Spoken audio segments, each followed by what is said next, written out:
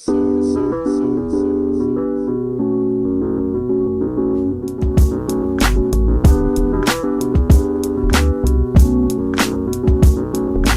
tarde nos acompañan la maestra Sandra Nadesda Martínez Díaz Covarrubias y la doctora Magdalena Villarreal Martínez. La maestra Sandra Nadesda es licenciada en Sociología por la Universidad de Guadalajara, maestra en Ciencias Sociales por la misma universidad. Actualmente desarrolla su investigación doctoral en el Centro de Investigación y Estudios en Antropología Social, CIESAS, sede Occidente, sobre la migración de retorno en Jalisco, los procesos de integración de los retornados, acceso a derechos y políticas públicas focalizadas en el retorno.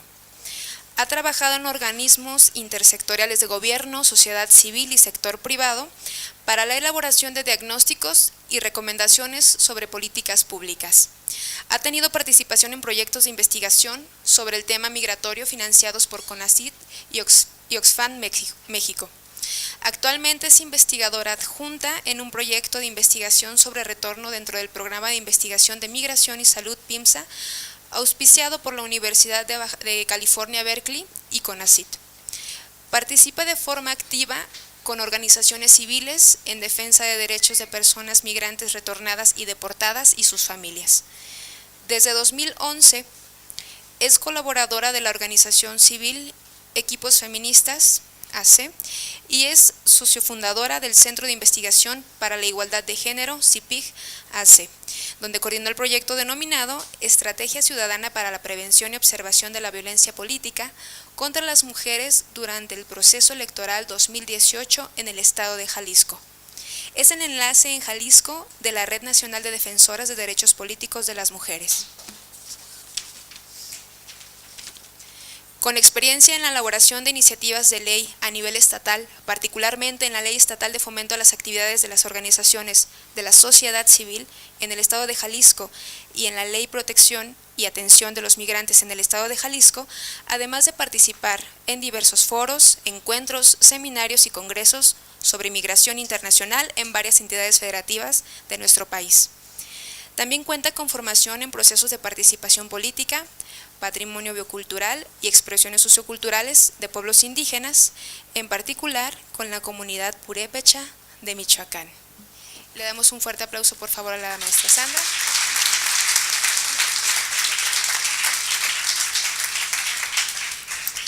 Y la doctora Magdalena Villarreal Martínez es profesora investigadora también en el CIESAS Occidente desde 1994 y coordinadora del doctorado en Ciencias Sociales de 2014 a la fecha. Estudia el desarrollo rural, microfinanzas, divisa social y migración. Ha coordinado proyectos de investigación y evaluación con instituciones nacionales e internacionales.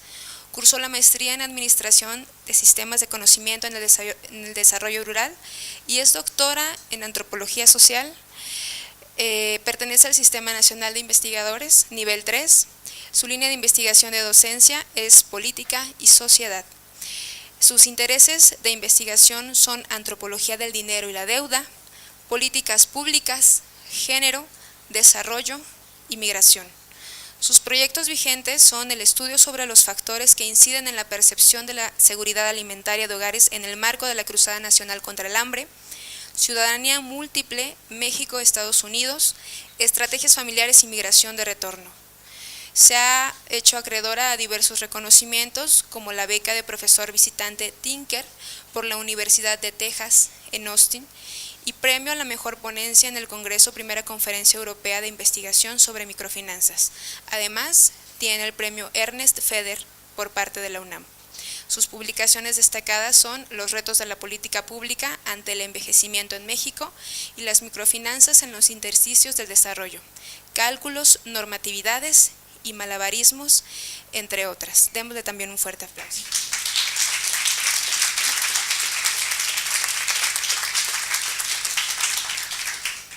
Y esta tarde nos van a presentar un par de títulos de la colección México del CIESAS. El primero es Migración, nuevos actores, procesos y retos, el volumen 1, Migración internacional y mercado de trabajo, y el volumen 2, Migración interna y migración en tránsito en México. Muchas gracias por estar aquí, bienvenidas. Sí se oye, ¿verdad? ¿Sí se oye? Muchas gracias, me da muchísimo gusto estar aquí con ustedes.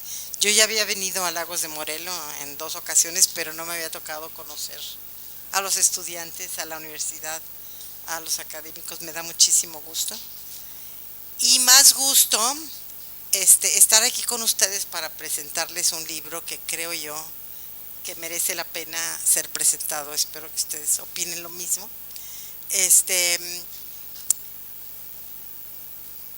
Les quiero decir brevemente la colección México de Ciesas. Es una colección en el que estamos tratando de plasmar.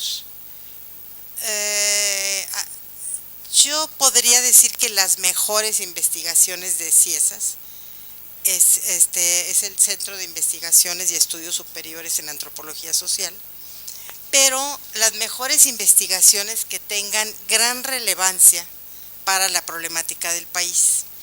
Entonces, en esta colección hay libros sobre pobreza, sobre vulnerabilidad y, por supuesto, sobre migración, entre otros. Falta el de microfinanzas y finanzas, que es un tema que yo trabajo, pero que no lo hemos puesto en la colección México. Pero es en ese sentido que hicimos un gran esfuerzo para juntar los temas más relevantes en torno a la migración, de tal manera que se avance un poco más en la comprensión de este fenómeno migratorio. Yo creo que ustedes están bastante familiarizados con la migración, porque como vimos en la mañana, no sé quiénes estaban, pero el doctor Jorge Durán pidió que levantaran la mano quienes tuvieran un pariente o un familiar en Estados Unidos, y bueno, la mayoría del auditorio levantó la mano. Y es cierto, ¿quién no tiene un pariente? Más bien yo diría, ¿quién no tiene un pariente o un familiar en Estados Unidos? O fuera, porque ya, como vamos a platicar ahorita, ya las migraciones no son solamente Estados Unidos. Históricamente en México, obviamente, hubo movimientos muy fuertes de migración interna, sobre todo de jornaleros que venían del sur, del sureste, a trabajar en los campos agrícolas, en los campos algodoneros. Y ahorita, sí, la migración a Estados Unidos es ya un hecho bastante cotidiano, digámoslo así. Todo el mundo sabemos algo o tenemos una idea de lo que es estar en Estados Unidos, de lo que es para los trabajadores allá. Sin embargo, los estudios se habían enfocado muchísimo a, uno, hablar sobre las remesas, pero no era hablar sobre las remesas, era medir las remesas, cuánto envían. Y digo, eso no es casual, por supuesto que nos interesa mucho cuánto se envía, porque para México es muy importante ese ingreso, para muchas comunidades rurales, para las ciudades, para los gobiernos, para los comerciantes que pueden hacer mover la economía cuando hay flujo de dinero, y mucho de ese son dólares que se envían de Estados Unidos. Aquí nos vamos un paso más allá y ya no estamos viendo nada más la migración como un fenómeno que se mide y que ves cuántos hay, cuántos quedan, cuántos se fueron, cuántos no se han ido, sino los porqués. ¿Cuáles son las problemáticas que enfrentan estos migrantes cuando cruzan la frontera? ¿De qué se trata esa frontera? ¿Qué pasa con quienes tienen doble nacionalidad? ¿Se puede? ¿Qué pasa con los que ya son ciudadanos de Estados Unidos? Ese tipo de preguntas son las que nos hacemos en este libro. Entonces, el libro aborda cuestiones económicas, sociales, culturales y políticas de la migración. Pero no solo de la migración México-Estados Unidos, sino también japoneses que vienen a trabajar a México, de los cuales poco sabemos, trabajadoras domésticas que viajan a Europa, ahorita les platico en qué sentido, etcétera. Entonces, a lo que voy ahorita es que es otro tipo de mirada a un problema, a una problemática que que ahorita está en un momento álgido, precisamente por la gran cantidad de desplazamientos que se han dado desde Centroamérica y también desde México a Estados Unidos. Pero déjenme platicarles un poquito en orden. Les voy a tratar de platicar quiénes son los autores para que sepan qué es lo que están, por qué sus intereses, y cuáles son las preguntas que se hacen, que es lo más importante. No les voy a dar todas las respuestas porque entonces ya no van a querer el libro, pero a ver, nomás que lo puse aquí porque no pude imprimir, lo puse en el teléfono, aquí está. Entonces, el libro es editado por la doctora Magdalena Barros Nock y el doctor Agustín Escobar Latapí. Magdalena Barros, bueno, es un chisme pero es nieta, creo, de Barros Nock, el que fue el rector de la UNAM en los tiempos del 68, es un hombre como considerado muy heroico, etcétera. No sé aquí si les suena el nombre, pero para quienes han visto esas épocas.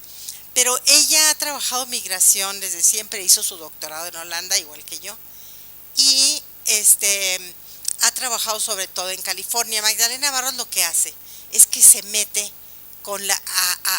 al hogar, con las familias, y nos da una probadita de lo que es la vida allá en Estados Unidos para estas familias, qué es lo que les preocupa, qué es lo que hacen.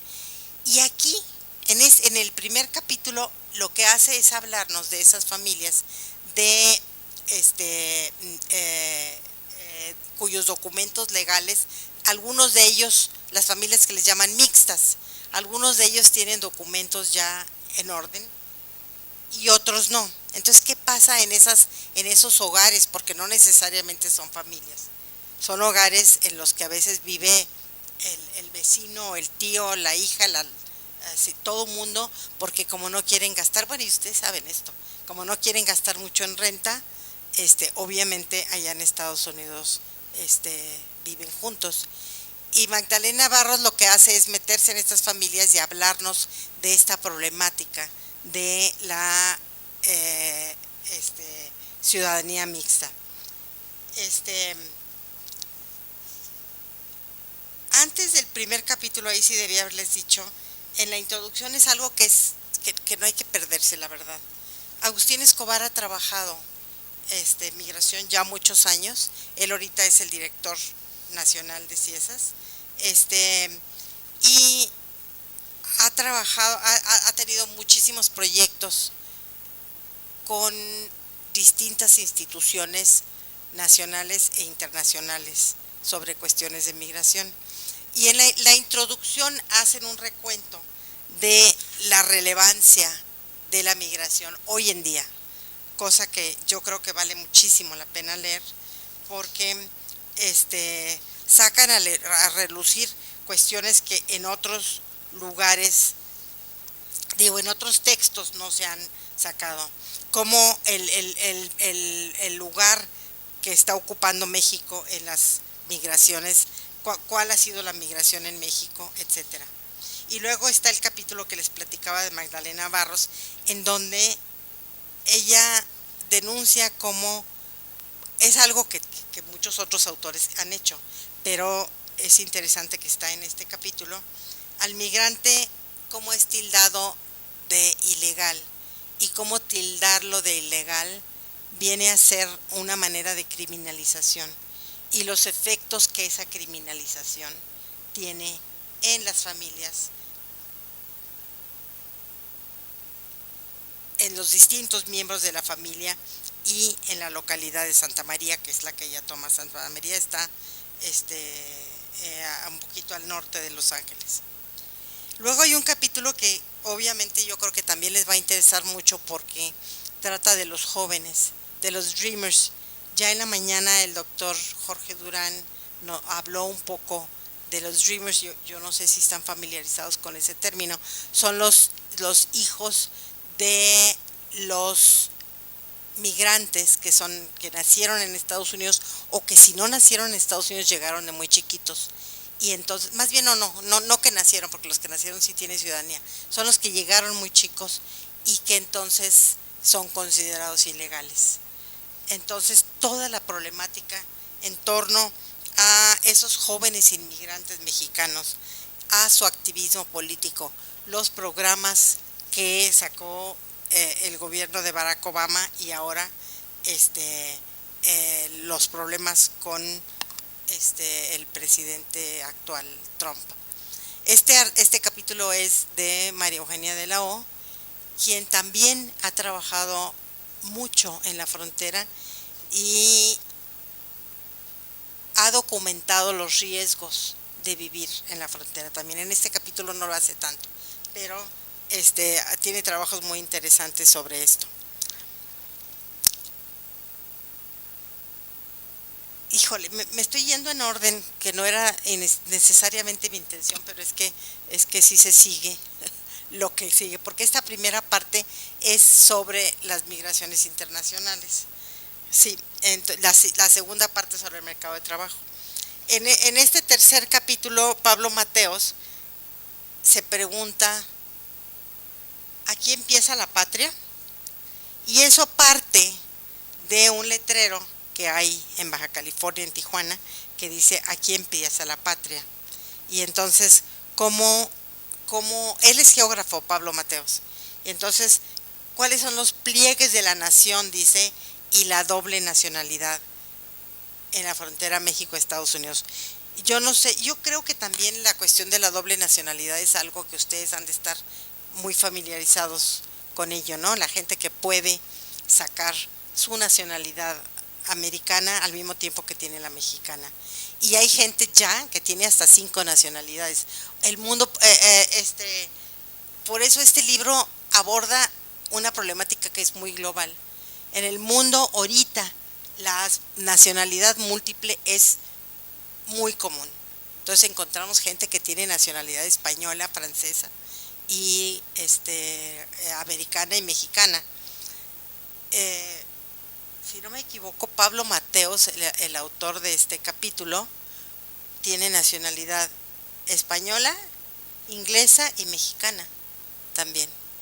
Entonces, sí, es algo bastante común. Él nació en España, pero trabajó muchos años en Inglaterra y ahora y su esposa se casó con una mexicana. Sus hijos son, yo creo que ingleses, ¿no?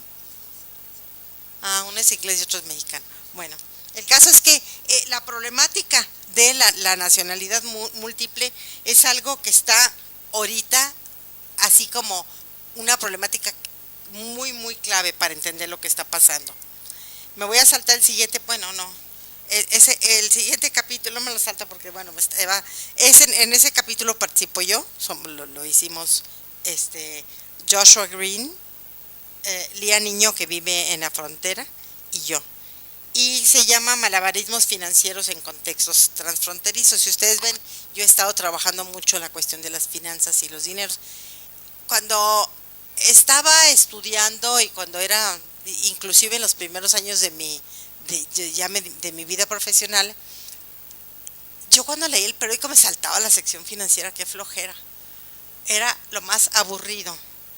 Nunca me imaginé que después me iba a meter desde un punto de vista antropológico a estudiar las finanzas. ¿Y por qué lo hice? Porque en las comunidades donde yo trabajaba, el fenómeno de las finanzas me pegó en la cabeza. O sea, prácticamente estaba ahí diciendo: tienes que analizarme, porque nosotros tendemos a pensar, bueno, claro, es lógico que las finanzas es nada más los dineros y la bolsa y las inversiones y los bancos, Pero si nosotros nos ponemos a pensar que el dinero en realidad es un medio de comunicación y que lo que estamos haciendo es comunicar valor, y que yo cuando te digo esto vale 3 pesos y ¿por qué pagas 3 pesos por una botella de agua en un lugar y en otro pagas 15? Entonces no vale 15 pesos, no vale 3 pesos. ¿Cómo que vale? ¿Qué quiere decir que valga? Quiere decir que estamos dispuestos a pagar 15 pesos. ¿Por qué? Entonces, toda la cuestión del valor es una cuestión que desde la antropología se ha estudiado mucho. Pero ahora hay una nueva corriente mundial, porque trabajamos también con argentinos, chilenos, daneses, americanos, en donde lo que se está estudiando es el significado del dinero, el significado social del dinero. ¿Qué es lo que me estás comunicando con esto? Y eso, a la hora de decir eso, a la hora de explorar esos significados sociales, desmitificamos el dinero. Y decimos, el dinero es un mito. Y si es un mito y con ese estás oprimiendo a la gente y la gente está muriendo de hambre por dinero, entonces urge saber qué está pasando con el dinero. Bueno, en este capítulo lo que nosotros hacemos es ver las finanzas transfronterizas y tratamos de desmitificar dos cosas. Por un lado, el dinero, que ya lo hemos hecho en otros escritos, en otros trabajos, pero por un lado el dinero, porque en la frontera, sobre todo en las fronteras, se trabaja con distintas divisas, se trabaja con pesos y con dólares, y no es indistinto que tú uses pesos o dólares, tienen un valor, un significado distinto, y vas a gastar en pesos con esto y vas a gastar en dólares con esto, pero lo que cruza la frontera también son dineros y capitales de distintos tipos. Entonces, por eso hablamos de divisas transfronterizas, y a la hora de hablar de divisas, no nada más hablamos del peso y el dólar, hablamos de divisas sociales, divisas de distinta naturaleza. Y también la frontera de Mexicali con Caléxico, en el norte de México, no es la única frontera. También mostramos cómo se habla de una frontera entre Sabinilla, un pueblo que está en los límites entre Jalisco y Michoacán, entre que digamos que esté cerca de aquí, bueno, cerca de Mazamitla, no sé si conocen por allá. Entonces, un pueblo alejado, y Hawái.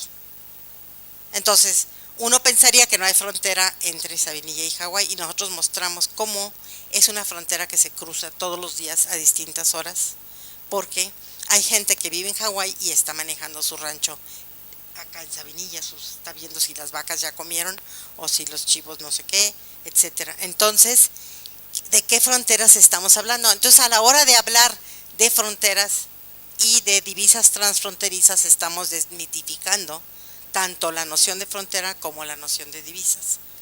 Y con el afán de que cuando hagamos nuestros análisis, veamos lo que en realidad estamos viendo. O sea, veamos lo que hay detrás del dinero, detrás de eso que es una simple moneda o un simple pedazo de papel que nos dice cosas, pero nos dice cosas de acuerdo a un contexto específico. Bueno, hasta ahí llego, espero que en algún momento a alguien le interese para verlo. Entonces, si se fijan, estamos hablando todavía del fenómeno migratorio, pero aquí del fenómeno migratorio de gente y dinero y cosas.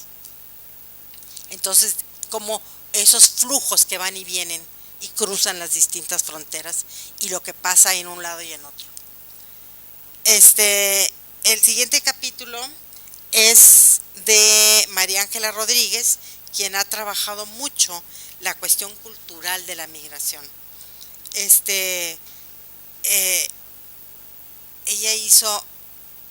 ha publicado varios libros sobre esta cuestión cultural y fue una de la primera ola de gente que mostró todas estas cuestiones mexicanizadas en Estados Unidos, fruto de las culturas que viajan junto con la gente.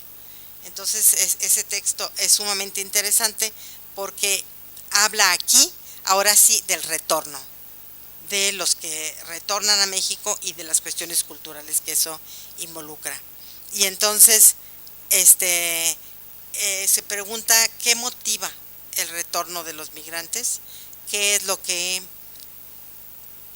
hace y cuáles son las implicaciones que tienen. Yo creo que ustedes también, el retorno es algo que es con lo que están muy familiarizados, porque recientemente ha habido también unas oleadas de retorno y ya nos dieron cifras en la mañana de cómo estaba esta problemática.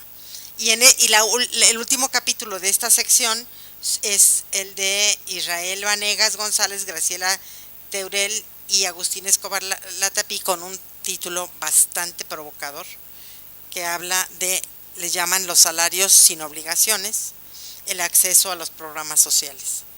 Entonces, aunque sea para que les dé coraje, hay que leerlo, porque son de cómo los programas sociales, hasta qué grado les llegan a la gente, hasta qué punto el dinero que viene de programas sociales está impulsando o no la migración, o se supone que a la gente se les daba prospera, se les daba oportunidades en el afán de que la gente se quede.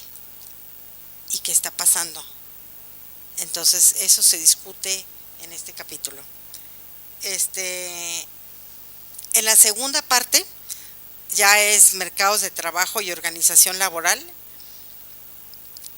El primer capítulo es de Alejandra Aquino, también del CIESAS, y dice: ¿por qué según ellos somos ilegales? Los efectos de la ilegalización en las trayectorias laborales y migratorias de trabajadores chiapanecos en Estados Unidos. Como mencionábamos con Sandra hoy en la mañana, ya hablar de los ilegales es políticamente incorrecto. Ya no hablamos de los ilegales, ¿sí? Hablamos de la gente que no tiene documentos, hablamos de... ¿Por qué? Porque inclusive ahí la consigna: nadie es ilegal. O sea, nadie es ilegal, y entonces cuando te tildan de ilegal, como lo dice Magdalena Barros en el primer capítulo, es una criminalización que se hace. Y entonces en este capítulo están citando cómo para ellos somos ilegales y cuáles son los efectos de esa manera de etiquetarnos en las trayectorias laborales y migratorias de los trabajadores chiapanecos en Estados Unidos. Y los trabajadores chiapanecos tienen doble etiqueta, porque también el venir de Chiapas, a veces nuestros mismos connacionales, ese es de Chiapas, es indito de Chiapas, entonces tienen doble etiqueta también por ser de Chiapas, ¿no? Entonces, pero nos da un pormenor desde las dificultades que se tiene para conseguir un empleo y cómo es la vida cotidiana, y luego de papeles, crisis y deportaciones. El siguiente capítulo de Rubén Hernández y Efrén Sandoval. Efrén es también del CIESAS, él fue alumno del CIESAS y está trabajando en la frontera norte en Monterrey, y hizo un trabajo muy interesante sobre la circulación de mercancías de Estados Unidos a México en los camiones, y qué es lo que hacen cuando pasan ropa de segunda, cuando pasan todo esto. Pero en este capítulo lo que habla es el reclutamiento de trabajadores temporales mexicanos, y eso es un punto sumamente crítico. Ahora también lo estábamos discutiendo con Jaime, lo del reclutamiento de de migrantes, y como antes eran los que llamamos coyotes, era muy abierto, ¿no? Pues, y el coyote, ya lo dijo, no me acuerdo si fue Jorge Durán o lo dijo Jaime en la mañana, eran los familiares. Antes era una cosa más, mi familiar me ayuda a pasar, y luego ya se convirtió en una profesión el ser coyote, prácticamente sacando muchísimo dinero. Pero lo que destapan Efrén, y en este capítulo Efrén y Rubén Hernández, es más allá, es mucho más fuerte, es cómo se hace institucionalmente, cómo hay ya oficinas en Monterrey para reclutar buenos trabajadores para ir a Estados Unidos. Entonces no es solo el coyote que te dice, o tú que dices mi hermano lo voy a mandar, no, también hay un reclutamiento de una manera intencionada. Inclusive en Monterrey se da mucho eso de que les roban trabajadores una empresa a la otra. Los buenos trabajadores, yo lo veo que está trabajando muy bien y que se venga para acá y le ofrezco un poquito más. Y eso, bueno, moralmente es reprobable, pero se hace muchísimo.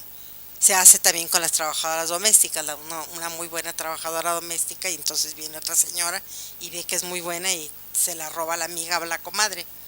Bueno, lo mismo está pasando también para cruzar gente a Estados Unidos. Y entonces este capítulo en ese sentido es sumamente interesante y habla del caso particular de las visas H2 que se otorgan, que hay oficinas especiales para otorgar estas visas de trabajo. Bueno, cambiamos de escenario en el siguiente capítulo, el capítulo de Patricia Fortuny, Miriam Solís y Gerardo Reyes. Se llama Y la gente ya puede hablar, la coalición de trabajadores de Immokalee. Patricia ha trabajado varios años con estos trabajadores de Immokalee en Florida que producen tomate. Y este caso de los, yo no sé si ustedes han escuchado, a lo mejor no tanto porque no ha salido demasiado en las noticias, de repente lo he visto, pero estos trabajadores del campo lograron que se les aumentara el salario, han logrado mucho en términos de sus condiciones de trabajo, porque ellos trabajan para empresas que le venden a Taco Bell. No sé si conocen Taco Bell en Estados Unidos, que es una cadena de comida rápida. Y entonces, claro que Taco Bell para mucha gente es, no sé si decirle, no es un demonio, pero algo parecido. Es algo que te envenena porque comes comida chatarra, te sale caro y encima explotan los trabajadores. Entonces, claro que estos trabajadores lograron bastante apoyo de bases norteamericanas e internacionales. Dijeron, de ninguna manera, ya hace suficiente con envenenar a nuestros niños y a nuestros, ahora cuando menos págales bien a tus trabajadores, ¿no? Y entonces han logrado, y además que tienen muy buena organización. Bueno, lo tienen que leer en el capítulo. Han logrado muy buena organización estos trabajadores del jitomate, han logrado prestaciones, han logrado apoyo de distintas maneras. Inclusive hicieron un programa muy interesante que se llama, déjame ver si lo tiene aquí, se llama el programa de comida justa. O sea, no es nada más la comida, es la comida justa. No vas a comer cualquier cosa, tienes que ver que lo que te estás comiendo hayan pagado lo justo por eso, ¿no? Entonces, sí, este es un capítulo muy interesante. Luego hay dos capítulos, ya mero llegamos al final del libro. Hay dos capítulos que se diferencian un poquito más. El siguiente es de Severín Durán, quien habla de las trabajadoras del hogar indígenas y las au pairs latinas. Los au pair, no, yo creo que no sé si las conocen, las au pair, que son chicas jóvenes, muy jóvenes, de clase media alta, que quieren una experiencia en Europa o en Estados Unidos o en Canadá y se van a cuidar a los bebés allá por 6 meses o por 4 meses, aprender el idioma, toman un cursito y les dan. Entonces, Severín Durán es francesa y ella hace una comparación entre las trabajadoras del hogar en Monterrey y las au pairs en Marsella, en Francia. Entonces, es también una cuestión muy interesante porque explica, por un lado, dice es el orden doméstico global, ¿sí? Y ya es lo que les decía, estamos hablando ya de una perspectiva global de la migración, no es nada más la migración vista entre México y Estados Unidos, sino global. Entonces, dice el orden doméstico global, mujeres migrantes en los márgenes de las regulaciones laborales. Y obviamente, porque tanto bueno, no se los debo decir, ustedes lo tienen que leer. Pero bueno, tanto las regulaciones de las au pairs como de las domésticas en México y las au pairs en Europa, pues son bastante laxas por distintos motivos y distintas condiciones que nos explica Severín Durán en este capítulo. Y el último capítulo también es sumamente interesante, es de Shinji Irai. Shinji también es de Ciesas, es un japonés que se vino a trabajar, a estudiar acá y ahorita está en Ciesas y hace un excelente trabajo, sobre todo documenta la migración de los japoneses a Monterrey, a las distintas fábricas y cómo las grandes empresas quieren mandar a su personal calificado de Japón y qué es lo que pasa cuando llegan acá, ¿sí? Entonces es otro tipo de migración, una migración también muy interesante, y habla de Monterrey como tierra de novatada para la formación de agentes transnacionales. Muy recomendable, ¿qué puedo decir? Todos los capítulos. Y bueno, pues ojalá les interese echarse un clavado a ver más sobre la migración, desde estos ángulos distintos ya, sí, que implican mucho más una globalidad. Y bueno, pues los dejo con Sandra.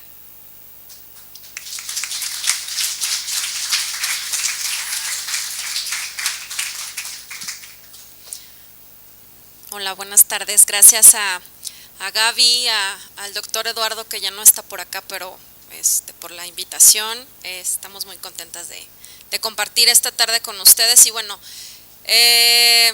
obviamente la invitación es que ustedes se acerquen a los 2 volúmenes del libro, ¿no? Para profundizar sobre estos temas. Yo voy a hablar del volumen 2, voy a hacer algo muy rápido, sobre todo para llamar a la reflexión y un poco de el panorama de la investigación que se está haciendo, como lo dice Magdalena, en la actualidad, ¿no? El libro justamente tiene este nombre de Nuevos actores, procesos y retos, ¿no? Como un abrir de boca para decir que hay nuevos actores dentro de los procesos migratorios, que hay nuevos retos, que yo creo que todas y todos hemos visto cosas que quizás antes no habían pasado, ¿no? Lo decíamos en la mañana, visibilización de poblaciones migrantes que antes no eran tan visibles, que antes no eran mediáticas, ¿no? Antes no aparecían los centroamericanos en la primera plana de los periódicos nacionales, ni en los noticieros de rating de la noche, ¿no? O sea, es decir, los 2 volúmenes tienen ese objetivo, presentar toda esta diversidad y todos estos nuevos retos que hay para la investigación, y quien decida ir por el camino también de la investigación sociológica, antropológica, seguramente se encontrará con estos desafíos, ¿no? Entonces, bueno, yo les voy a hablar más bien como de algo muy general del volumen 2. El volumen 2 está dedicado a la migración interna. ¿De qué hablamos cuando nos referimos a migración interna? Son todos estos movimientos que tienen lugar en el territorio mexicano, ¿no? De connacionales, es decir, yo fui estudiante que tuve que emigrar a Guadalajara, ¿no? Desde Michoacán, por ejemplo. Yo creo que aquí muchas y muchos de ustedes tuvieron que emigrar o son migrantes dentro del mismo estado, ¿no? Entonces, bueno, la migración interna se refiere justo a estos movimientos que se dan en el territorio y que no son también tan visibles, ¿no? Y que a veces pareciera como algo natural o como algo que nosotros no reflexionamos mucho, pero para muchas poblaciones tienen implicaciones de cambios de vida, de cambios familiares fuertes, de rupturas, de separaciones familiares, ¿no? Entonces, bueno, este volumen 2 precisamente tiene esta característica de mostrar esta diversidad migratoria que hay, ¿no? De entrada, lo que les decía, hay ya todo una compleja red de procesos a nivel local, a nivel nacional, a nivel internacional de migrantes, de poblaciones migrantes. Entonces eso diversifica muchísimo cómo se estudian, cómo se analizan los procesos, ¿no? Y bueno, el volumen 2, como les decía, está organizado en estos dos ejes sobre la diversidad, que encontramos en varios capítulos del volumen población indígena, sobre todo indígenas urbanos, que son personas, ¿no?, que salen de sus comunidades de origen o de estados en el sur del país y bueno, se mueven a comunidades más urbanizadas o se mueven a las grandes áreas metropolitanas como la de México, la de Guadalajara, la de Monterrey, ¿no? La otra parte de esta población indígena, que tiene varios capítulos también en el volumen, es la población jornalera, ¿no? Aquí en Los Altos hay una presencia importante de personas que se dedican a ser jornaleros y que cada año o cada ciclo, dependiendo del cultivo o del trabajo que tomen, vienen, ¿no?, con casi siempre es una familia completa, ¿no?, de indígenas que se trasladan a trabajar y eso, bueno, tiene muchas aristas que contar. Los capítulos narran justamente estos procesos y cómo se enfrentan a esta migración interna, pero que finalmente tiene muchos retos también para las personas migrantes y sus familias, pero también para los lugares donde están asentados, ¿no? Por ejemplo, ha habido casos, seguramente ustedes quizás sepan, de condiciones laborales y humanas en las que han estado grupos de jornaleros agrícolas por parte de transnacionales que cultivan berries, que cultivan una serie de productos y que se han convertido también en nichos de casi esclavitud, ¿no? Para estas personas. Entonces, bueno, es toda una gama de problemáticas en ese sentido. Y otro capítulo, este capítulo también es muy interesante porque aborda la realidad de niños, niñas y adolescentes, justamente lo que les comentaba, que viajan con sus familias y que entonces tienen que trabajar. Ese capítulo habla de infancia y de adolescencia centroamericana que trabaja en los campos de cultivo y bueno, especialmente para el trabajo infantil sabemos que está penado, ¿no?, en nuestro país el trabajo infantil y bueno, tenemos tratados y pactos mundiales que también nos obligan a cuidar y a salvaguardar los derechos de la infancia y de la niñez, la adolescencia en México. Pero bueno, el capítulo justamente reflexiona sobre los significados que también tienen para muchas poblaciones el trabajo infantil, ¿no? A veces no es el hecho de que quieran explotar a los niños y a las niñas, sino que la unidad familiar funciona cuando trabajan todos, ¿no? Porque hay una necesidad económica y una necesidad de poder obtener lo mínimo para sobrevivir cuando trabajan todos. Entonces, bueno, es interesante el capítulo por eso. Y bueno, y por otro lado, creo que también el libro tiene una parte esencial que habla precisamente del ejercicio y reconocimiento de derechos de esta diversidad migratoria, ¿no? Que eso es importante y también durante la mañana vimos varios ejemplos y varios casos que han sido, digamos, representativos de las omisiones, de las violaciones de derechos humanos, ¿no?, hacia diversas poblaciones migrantes extranjeras, nacionales, niños, niñas, adolescentes, mujeres, ¿no? Por desgracia, nadie se salva, ¿no?, en este país. Entonces, bueno, la otra parte, les decía, esta reflexión sobre el ejercicio y reconocimiento de derechos. Hay un capítulo que es el último capítulo del volumen 2 que habla sobre la labor de defensoras y defensores de derechos humanos de población migrante, que también las defensoras y defensores son objeto de persecución, son objeto de hostigamiento, son objeto de delitos por parte de grupos como del crimen organizado, ¿no? En el caso de la migración en tránsito, por ponerles un ejemplo, los migrantes en tránsito son un objetivo muy, digamos, socorrido por el crimen organizado porque los reclutan forzadamente, ¿no? Los secuestran en su paso por México, los reclutan y los obligan, ¿no? a formar parte de sus filas. Entonces el crimen, la gente que defiende los derechos o que salvaguarda, ¿no? A las personas que van por tránsito en México también son violentados porque están interfiriendo en intereses del crimen organizado o de otros grupos criminales, ¿no? Entonces, no solo son las personas migrantes las que también pueden ser objeto de estas violaciones, sino los defensores y defensoras, y eso, bueno, de eso trata el último capítulo. Y bueno, ahorita que estoy justo hablando de la migración en tránsito, solo para que información de referencia, ¿no? Porque a veces también es importante tenerla. Ay, no está en pantalla, perdón, no había visto. El mapa que les presento aquí, ahorita que se ponga.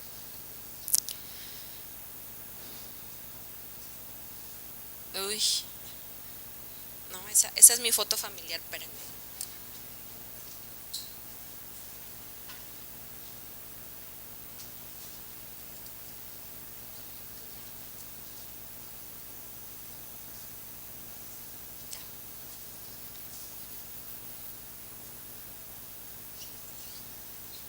Bueno, creo que sí se ve, bueno, está un poquito cortado, pero bueno, creo que sí se alcanza a ver. Ay, échale, no, aquí. Ya, ahora sí. Bueno, este es un mapa que realiza una organización que está en Guadalajara, justamente, que se llama FM4, es una organización civil que atiende a población en tránsito y en refugio en los últimos años, que llevan procesos de trámites de refugio para personas centroamericanas. Y bueno, es un mapa donde tiene los diferentes corredores, por si ustedes no los ubicaban. El corredor del Golfo, que es todo lo que empieza desde Veracruz, ¿no? Tabasco, que llega hasta Reynosa, Matamoros. Ese corredor es el más corto en kilometraje, ¿no?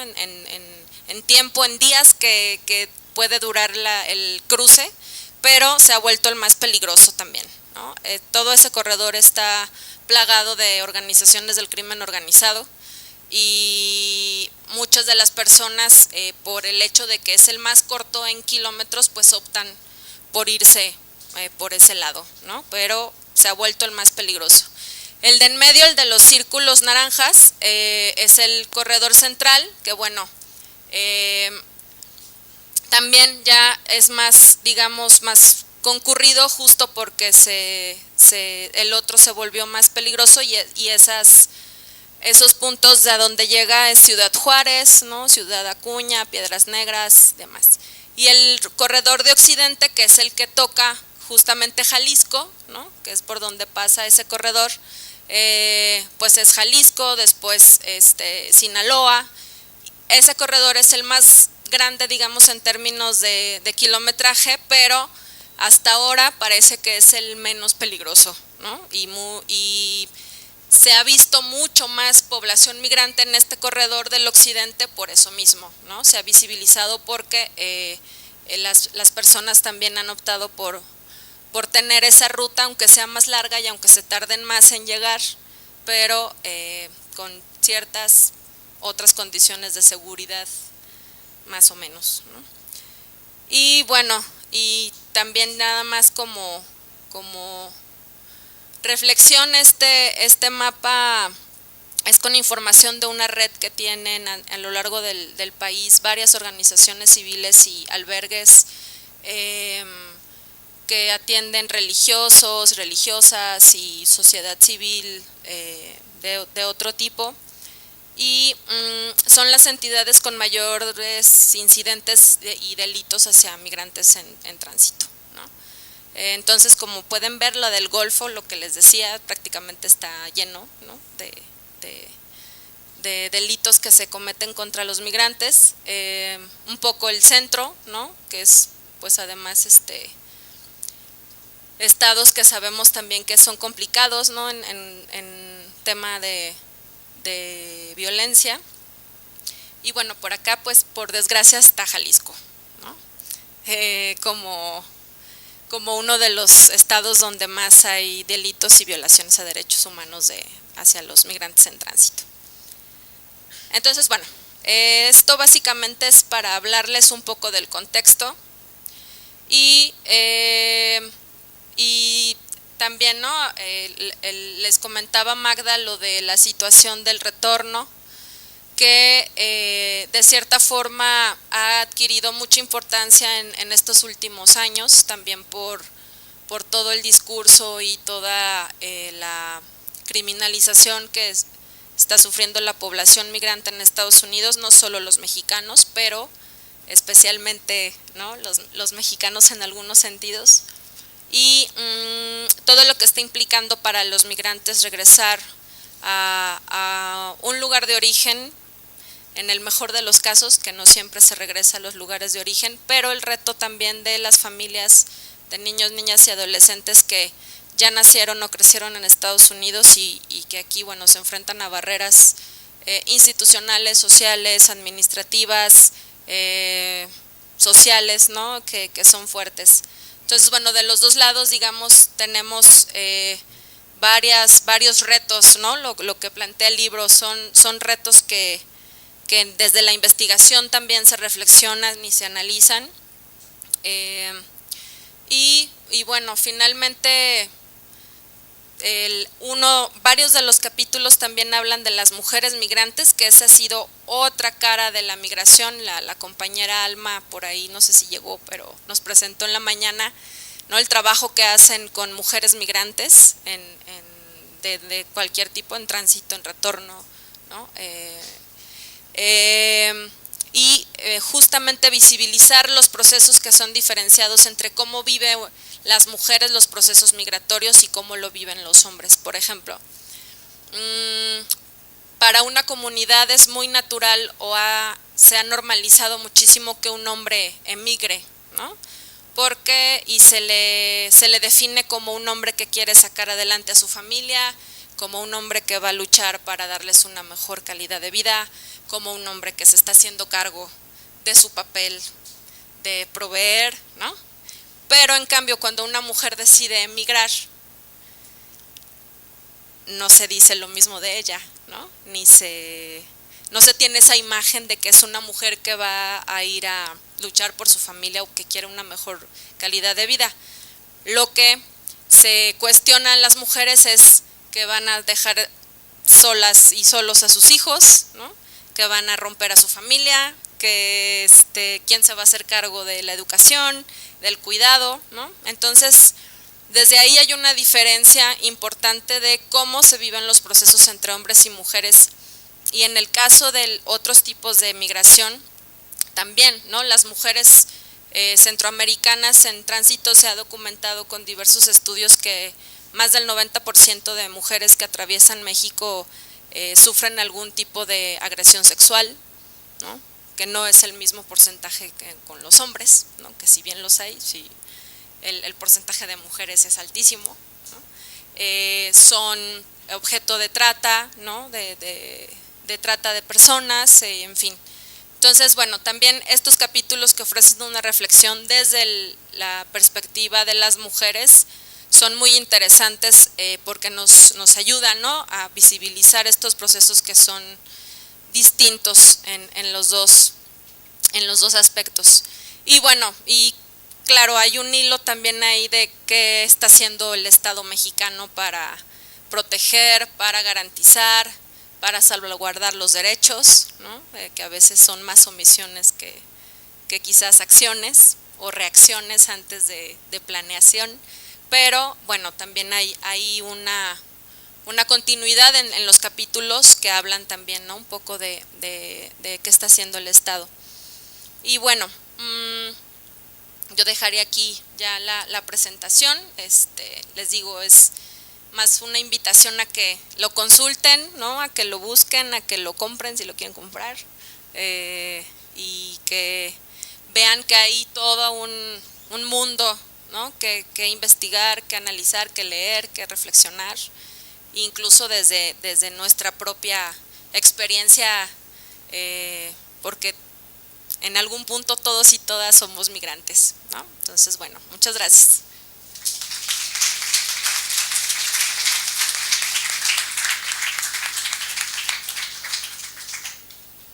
Bueno, el libro lo están vendiendo aquí afuera. ¿Cuál es el?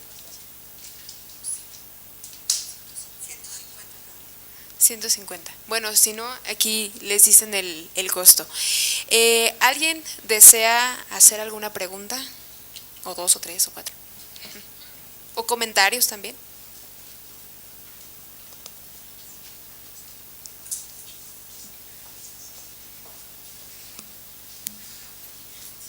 Hola, ustedes mencionan que lo que está en juego aquí es formas de visibilizar a estos nuevos actores, ¿no? Mencionabas estereotipos que tienen con el hombre migrante y por otro lado con la mujer migrante, ¿no? Pero bueno, quisiera preguntarles cómo es que el libro y los autores del libro sortean la cuestión de saber si los actores que están ustedes tratando de visibilizar de otra forma están de acuerdo en cómo las están visibilizando. ¿En qué momento se detienen, por ejemplo, a pensar eso? Porque, claro, se deja pasar mucho eso, ¿no? De saber si están de acuerdo en cómo hablan de ellos, qué están retratando de ellos, etcétera. Entonces me gustaría saber cómo pasa esto ahí. Es una pregunta muy importante para las ciencias sociales. Tenemos código de ética, por supuesto. Todos los alumnos, o cuando menos mis alumnos, no sé los demás, pero todos tienen que leerse distintos códigos de ética y saber las maneras que tenemos para abordar ciertas problemáticas de tal manera que no ofendan ni a la persona, ni a la comunidad, ni a su entorno, ni ahorita, ni posiblemente en el futuro. O sea, hay reglas muy estrictas en ese sentido. En ciertos casos se requiere un permiso escrito de los actores. No siempre se hace, pero sobre todo cuando se les graba en video, y ellos tienen que ver lo que tú vas a grabar después. En otros casos, lo que se hace normalmente es regresar, decir, mira, así es como está el artículo. A veces la gente no le interesa leerlo como tal, pero se lo llevas, te dice esto así, esto sí. Cada autor, por supuesto, tiene distintas maneras de hacerlo, pero sí hay escritas reglas de cómo se debe de hacer, de tal manera que no afectes los intereses de las personas.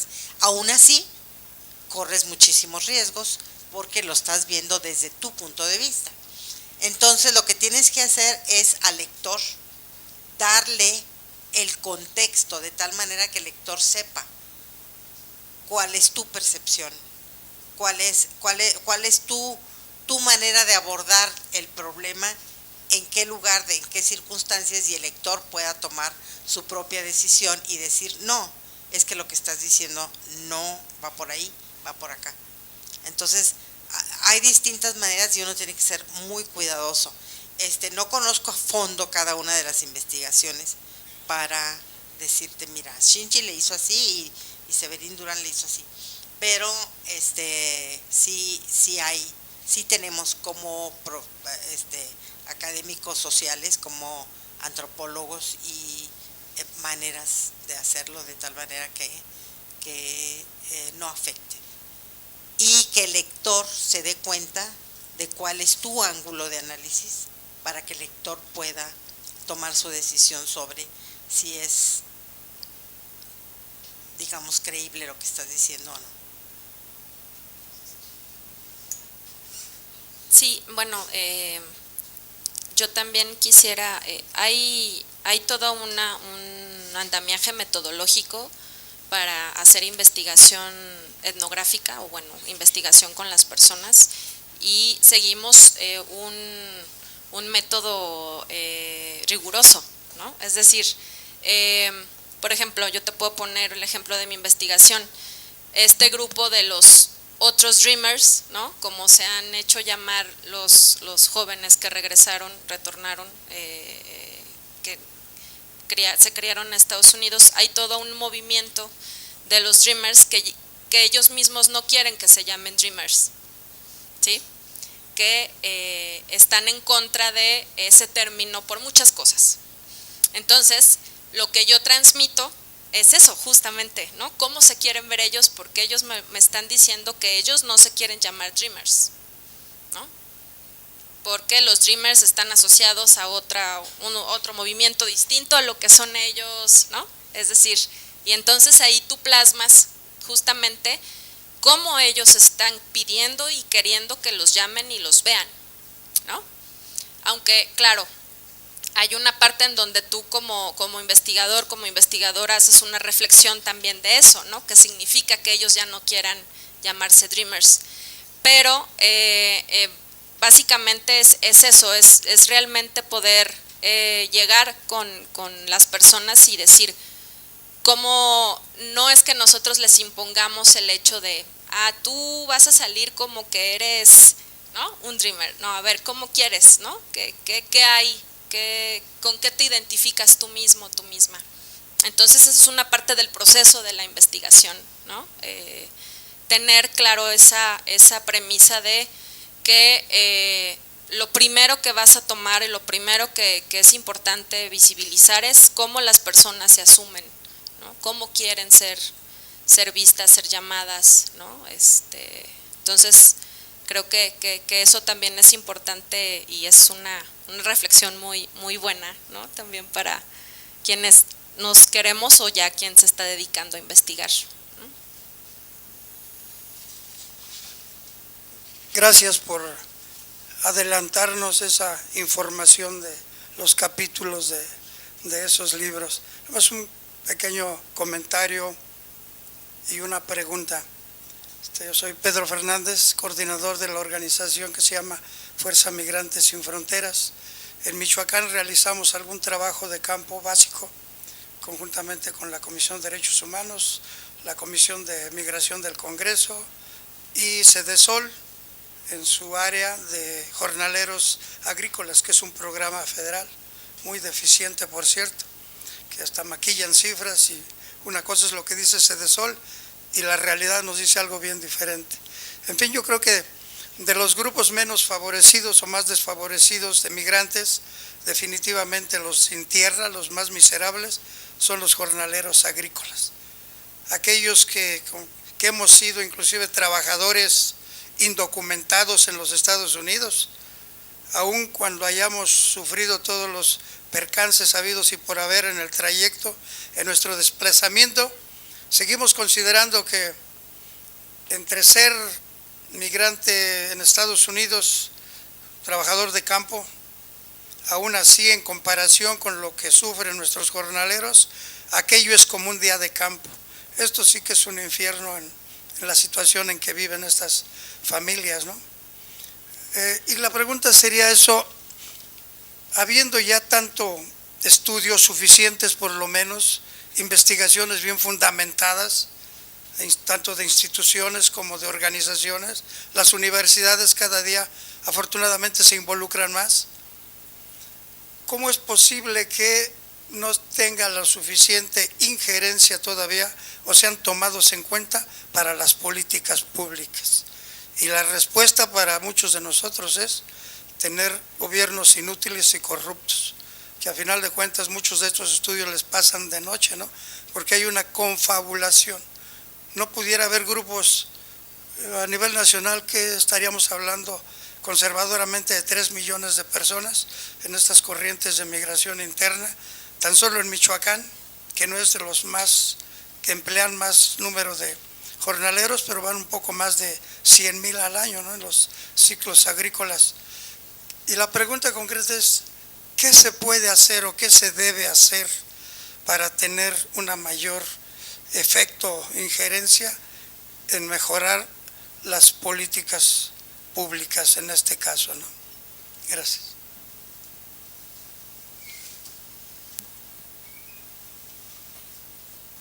Bueno, por orden de aparición. Sí, ese es un problema bastante serio. O sea, hay estudios sobre los estudios. O sea, se hizo un estudio y por qué, cómo se hizo ese estudio y por qué no se siguió. Una de las claves, no es la única, pero una de las claves obviamente son las relaciones de poder. Cuando una institución contrata a un buffet de asesores para que haga un diagnóstico de qué es lo que está pasando, a veces ese buffet está conformado por exfuncionarios que tienen sus intereses políticos en juego, y sus intereses políticos tienen que ver con otros funcionarios que están en poder, por ejemplo. Eso debe pasar menos en universidades, aunque bueno, ya vimos lo de la estafa maestra, sí llegó a pasar en universidades. Debe pasar menos que a quien contraten tenga sus propios intereses ahí. Sin embargo, lo que tiende a pasar es que hay una reglamentación que esa información no es pública, es privada, no se puede dar a conocer. Si se diera a conocer inmediatamente, entonces el investigador junto con la gente involucrada del pueblo exigiría que se hicieran esos cambios. Pero tú como investigador le dices, mira, aquí está el problema. Tienes menos posibilidades de decir, cámbiese. Si lo haces, te metes en política. Si te metes en política, conlleva otros problemas. Entonces, ahí lo que yo pienso, mi opinión, es que un punto clave es dar a conocer esos resultados de tal manera que la gente exija ese cambio y diga, sí, eso que tú viste que estaba mal, ya no tiene que volverse a hacer. Y entonces no está la solución en una gente allá y en otra gente acá, sino en todo el mundo, que conjuntamente haga algo. Es mi opinión. Sí, definitivamente casos como los de Michoacán y Zacatecas han demostrado que la movilización de la sociedad civil es fundamental para que haya cambios, ¿no? Lo que presentaba la compañera de IMUMI en la mañana, el cambio que se hizo a las normas de control escolar de la SEP, del Acuerdo 286, fue una gestión de la sociedad civil, ¿no? Y de estar diciendo, oigan, está pasando esto, no hay documentos de identidad para los niños, no pueden ir a la escuela, no pueden recibir atención médica, no pueden tener nada, ¿no? Cámbienlo, por favor. Entonces, yo creo que una de las grandes, ¿no?, apuestas que tendríamos que hacer es seguir empujando desde sociedad civil y como dice Magdalena, con estudios, con cifras, con datos, ¿no? Porque al final es el expertise también el que cuenta, ¿no? El pulso que traen las organizaciones que trabajan con población directamente, ¿no?, que tienen todo el contacto con las personas, es lo que también enriquece el trabajo y poder presentarlo y empujar desde ahí en espacios de negociación pública y involucrarse en eso, ¿no? No verlo como que entrarle a la política es entrarle siempre o irremediablemente a la corrupción, sino entrarle desde la participación de la ciudadanía, que además es un derecho, ¿no? Yo también por ahí apostaría a lo que se puede hacer.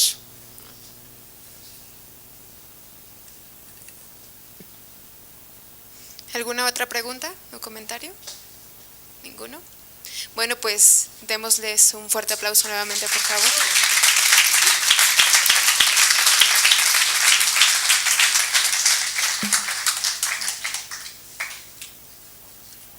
Y voy a hacer entrega de sus constancias de participación. Dice: la Universidad de Guadalajara, el Centro Universitario de los Lagos, a través de la División de Estudios de la Cultura Regional, otorga la presente constancia a Magdalena Villarreal Martínez por la presentación del libro Migración, Nuevos Actores, Procesos y Retos, volumen 1, Migración Internacional y Mercado de Trabajo.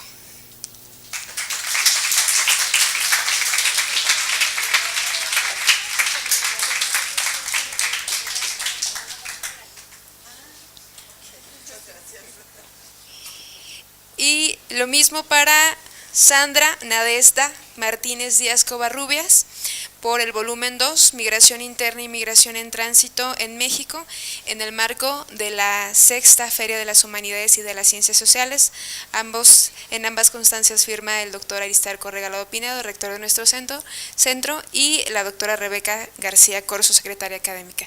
Muchas gracias.